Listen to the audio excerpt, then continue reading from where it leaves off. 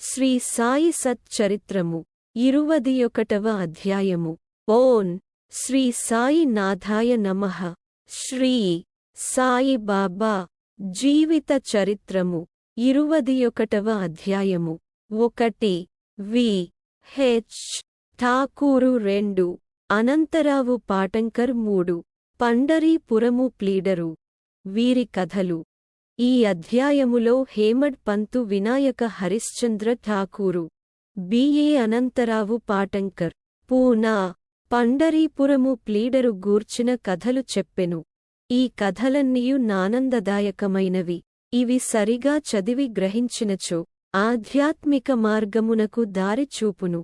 ప్రస్తావన: సామాన్యముగ మన గతజన్మ పుణ్యసముపార్జనమువలని యదృష్టముచే యోగీశ్వరుల సాంగత్యము పొంది దానివలన మేలు పొందెదము. దీనికి ఉదాహరణముగా హేమడ్ పంతు తన సంగతినే చెప్పుచున్నాడు. బొంబాయి దగ్గరగానున్న బాంద్రాకు ఇతడు చాలా కాలము మేజిస్ట్రేటుగా నుండెను. అక్కడ పీరుమౌలానా యను మహమ్మదీయ యోగిపుంగవుడు నివసించుచుండెను. అనేకమంది హిందువులు, పారసీకులు, ఇతర మతస్థులు పోయి వారిని దర్శించుచుండిరి. అతని పురోహితుడగు యూనుస్ హేమడ్ పంతును అనేకసార్లు పీరుమౌలానాను దర్శించుమని చెప్పెను. కాని ఏదో కారణముచేత అతడు చూడలేకపోయెను. అనేక సంవత్సరముల తరువాత అతనివంతు వచ్చెను. అతడు షిరిడీకి పోయి శాశ్వతముగా షిరిడీ సాయి సంస్థానములో చేరెను. దురదృష్టులకు ఇట్టియోగుల సాంగత్యము లభించదు. కేవలము అదృష్టవంతులకే ఎట్టిది లభించును. యోగీశ్వరుల వ్యవస్థ. అత్యంత ప్రాచీన కాలము నుండి ప్రపంచమున యోగీశ్వరుల వ్యవస్థయున్నది.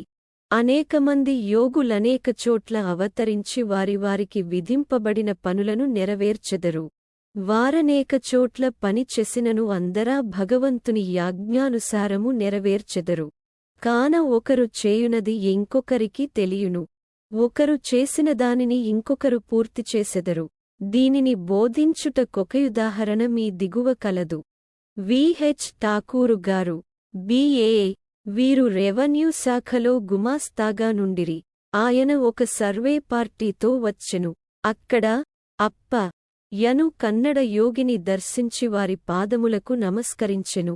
ఆ యోగి నిశ్చలదాసు రచించిన విచార సాగర మను వేదాంత గ్రంథమును సభలో నున్నవారికి బోధించుచుండెను.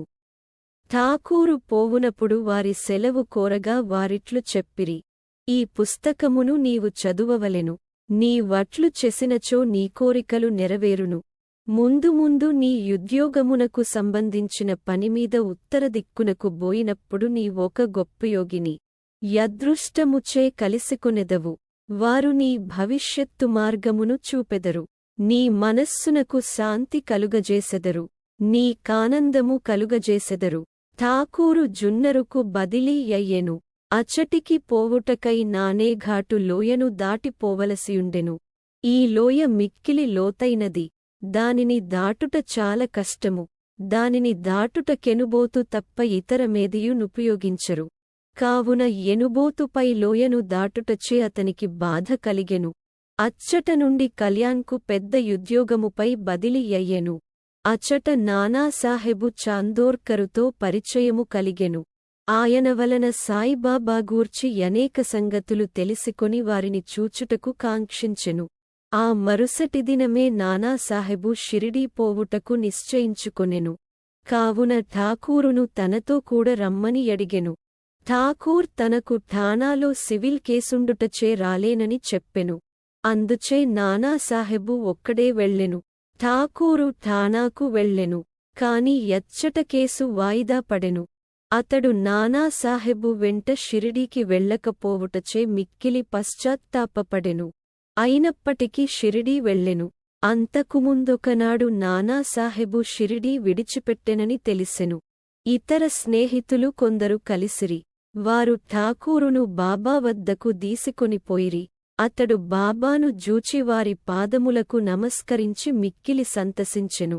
కొంతసేపటికి సర్వజ్ఞుడగు బాబా ఇట్లనెను: ఇచ్చటి మార్గము అప్పా బోధించు నీతులంత సులభమైనది కాదు. నానేఘాటులో ఎనుబోతుపైన సవారి చేయునంత సులభము కాదు. ఈ ఆధ్యాత్మిక మార్గము మిగుల కఠినమైనది. కావలసినంత కృషి చేయవలసియుండును. ఠాకూరొక్కనికే తెలియు ఈ ముఖ్యమైన గుర్తులు మాటలు వినగనే యతడు యమితానందపరవశుడయ్యెను. కన్నడయోగి చెప్పిన మాటలు యథార్థములని గ్రహించెను.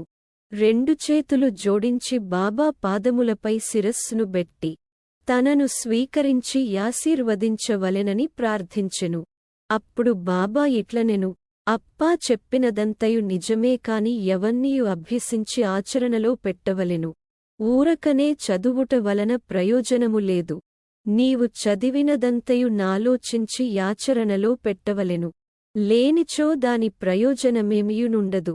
గురుని యాశీర్వాదము లేని ఉత్త పుస్తక జ్ఞానమాత్మసాక్షాత్కారము లేనిచో ప్రయోజనము లేనిది.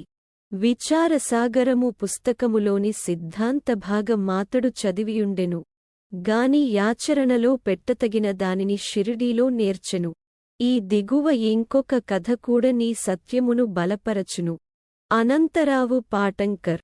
పూనా పెద్ద మనుష్యుడొకడు అనంతరావు పాటంకర్ యనువాడు బాబాను చూడగోరెను. షిరిడీ వచ్చి బాబా దర్శనము చేసెను. అతని కండ్లు సంతుష్టి చెందెను.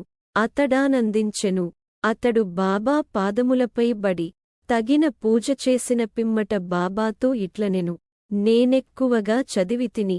వేదములను, వేదాంతములను, ఉపనిషత్తులను చదివితిని. అష్టాదశ పురాణములు వింటిని. నా మనస్సుకు శాంతి యైనను కలుగుటలేదు. కనుక నా పుస్తక జ్ఞానమంతయు నిష్ప్రయోజనము. పుస్తక జ్ఞానములేని నిరాడంబర భక్తులు నాకంటే మేలు. మనస్సు శాంతి పొందనిచో పుస్తక జ్ఞానమంతయు వ్యర్థము.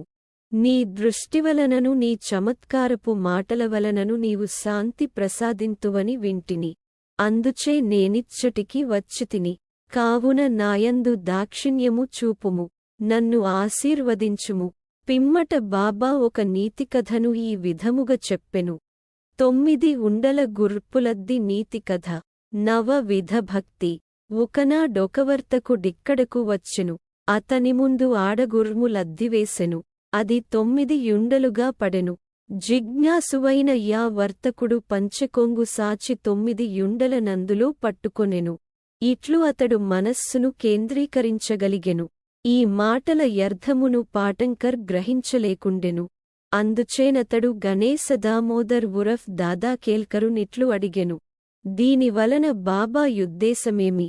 అతడిట్లు జవాబు ఇచ్చెను, నాకుగూడ బాబా చెప్పినదంతయు తెలియదుగాని వారి ప్రేరణ ప్రకారము నాకు తోచినది నేను చెప్పెదను. ఆడగుర్మనగా ఇచ్చట భగవంతుని యనుగ్రహము. 9 యుండల లద్ది యనగా నవవిధ భక్తి. అవి ఏవన -1 శ్రవణము అనగా వినుట 2 కీర్తనము అనగా ప్రార్థించుట 3 స్మరణము అనగా జ్ఞప్తియందుంచుకొనుట 4 పాదసేవనము అనగా సాష్టాంగ నమస్కారమొనర్చుట 5 అర్చనము అనగా పూజ 6 నమస్కారము అనగా వంగి నమస్కరించుట 7 దాస్యము అనగా సేవ 8 సఖ్యత్వము అనగా స్నేహము 9 ఆత్మనివేదనము అనగా ఆత్మను సమర్పించుట. ఇవి నవవిధ భక్తులు. వీనిలో నేదైన ఒక మార్గమునందు నమ్మకముంచి నడచుకొనిన ఎడల భగవంతుడు సంతుష్టి చెందును. భక్తుని గృహమందు ప్రత్యక్షమగును. భక్తిలేని సాధనములన్నియు అనగా జపము, తపము, యోగము, మత గ్రంథముల పారాయణ, వానిలోని సంగతుల నితరులకు బోధించుట యనునవి నిష్ప్రయోజనము. భక్తియే లేనిచో వేదములలోని జ్ఞానము, జ్ఞానియను గొప్ప ప్రఖ్యాతి, నామమాత్రమునకే చేయుభజన వ్యర్థము. కావలసినది ప్రేమాస్పదమైన భక్తి మాత్రమే. నీవు కూడా ఆ వర్తకుడననుకొనుము, లేదా సత్యమును దెలిసికొనుటకు ప్రయత్నించుచున్న వ్యక్తిననుకొనుము. వానివలె నవవిధ భక్తులను ప్రోగుచేయుము. ఆతురతతో నుండుము. వానివలె నవవిధ భక్తులను ఆచరణలో పెట్టుటకు సిద్ధముగా నుండుము. అప్పుడే నీకు మనఃస్థైర్యము శాంతి కలుగును. ఆ మరుసటి దినము పాటంకర్ బాబాకు నమస్కరించుటకు పోగా గుర్రపు లద్ది 9 ఉండలను ప్రోగుచేసితివా లేదా యని ప్రశ్నించెను. అతడు తాను నిస్సహాయుడననియు ప్రప్రథమమున తనను బాబా యాశీర్వదించవలెననియు ప్రార్థించెను. అట్లయినచో వానిని సులభముగా ప్రోగుచేయవచ్చుననెను. అప్పుడు బాబా వానిని ఓదార్చుచు శాంతిక్షేమములు కలుగునని యాశీర్వదించెను. ఇది విని పాటంకర్ యపరిమితానందభరితుడయ్యెను. పండరీపురము ప్లీడరు. ఒక చిన్న కథతో నీ అధ్యాయమును ముగించెదము. ఆ కథ బాబా సర్వజ్ఞుడని తెలుపును. ప్రజలను సరియైన మార్గమున బెట్టుటకు, వారి తప్పులను సవరించుటకు బాబా సర్వజ్ఞత్వమునుపయోగించుచుండెను. ఒకనాడు పండరీపురము నుండి ఒక ప్లీడరు వచ్చెను. అతడు మసీదుకు పోయెను. సాయిబాబాను దర్శించెను. వారి పాదములకు నమస్కరించెను. అడుగకుండగనే దక్షిణ ఇచ్చెను.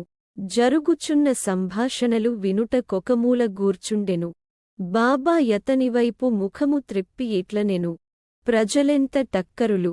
వారు పాదములపై బడెదరు, దక్షిణ నిచ్చెదరు, చాటున నిందించెదరు. ఇది చిత్రముగాదా? ఈ టోపీ, మాట ప్లీడరుకు సరిపోయెను. అతడు దానిని ధరించెను. ఎవరికి గూడ ఈ విషయము బోధపడకుండెను. ప్లీడరు దీనిని గ్రహించెనుగాని ఎవ్వరికి చెప్పలేదు. వాడాలోనికి వచ్చిన పిమ్మట ప్లీడరు కాకాసాహెబు దీక్షితున కిట్లనియెను. బాబా చెప్పివదంతయు యథార్థమే.